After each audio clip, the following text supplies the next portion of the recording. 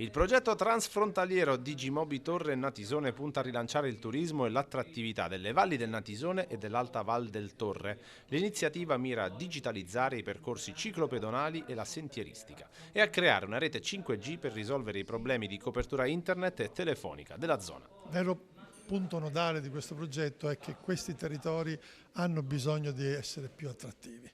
Sono straordinariamente belli, ma hanno bisogno anche che le persone che lo frequentano abbiano anche dei servizi. E il progetto prevede proprio questo, quello di creare lungo i percorsi ciclopedonali dei punti informativi, dei totem in cui attraverso il QR code le persone possono avere informazioni, ma anche poi collaborare perché magari la segnalazione di eventuali problemi dei cittadini potrà migliorare questi percorsi.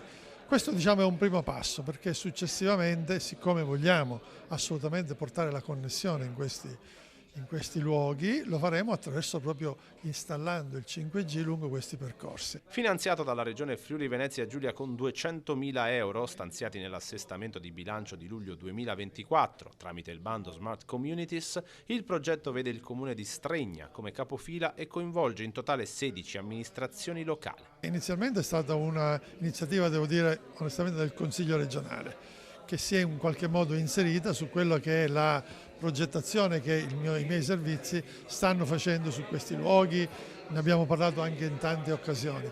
Però ecco, questo qui è, diciamo così, un segno da parte del Consiglio regionale, soprattutto dei consiglieri di questa area, che hanno messo ben 200.000 euro durante l'assestamento.